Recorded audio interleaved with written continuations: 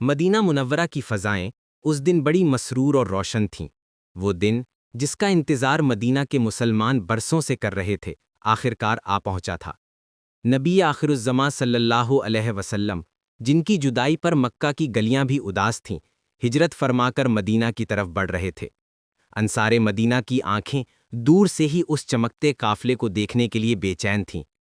ہر دن وہ لوگ اپنے گھروں سے نکل کر شہر کے کنارے آ کر انتظار کرتے کہ شاید آج رسول اللہ صلی اللہ علیہ وسلم تشریف لے آئیں، اور پھر وہ مبارک گھڑی آ پہنچی۔ مدینہ والوں کے دل خوشی سے جھوم رہے تھے۔ مرد، عورتیں اور بچے سب اپنی اپنی زبانوں میں نعرے اور کلمات خوشی کے بلند کر رہے تھے۔ نبی صلی اللہ علیہ وسلم کی آمد پر مدینہ کی گلیاں گویا روشنیوں سے بھر گئی تھیں۔ ہر گھر یہ چاہتا تھا کہ حضور صلی اللہ علیہ وسلم کا قیام انہی کے ہاں ہو۔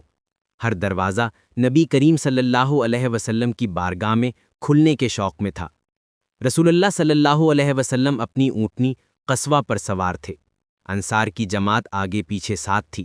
جیسے ہی آپ صلی اللہ علیہ وسلم مدینہ کی گلیوں میں داخل ہوئے تو اہل مدینہ کی خوشی کا کوئی ٹھکانہ نہ رہا۔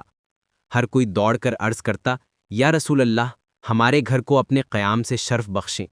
ایک ایک شخص آگے بڑھ کر اپنی جان، مال اور گھر آپ صلی اللہ علیہ وسلم پر قربان کرنے کو تیار تھا۔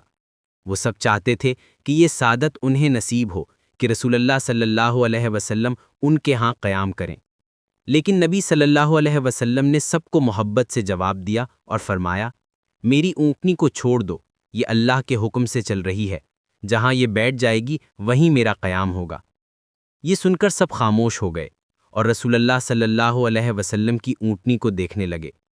اونٹنی قصوہ مدینہ کی گلیوں میں آہستہ آہستہ چلتی رہی۔ لوگ اس کے پیچھے حیرت و شوق سے چل رہے تھے۔ ایک گلی سے دوسری گلی، ایک دروازے سے دوسرے دروازے تک وہ اونٹنی گزرتی گئی اور آخر کار مدینہ کے ایک محلے میں جا کر رک گئی۔ وہاں ایک بزرگ صحابی کا مکان تھا جن کا نام حضرت ابو ایوب انصاری رضی اللہ تعالی عنہ تھا۔ اونٹنی ان کے گھر کے سامنے آ کر بیٹھ گئی۔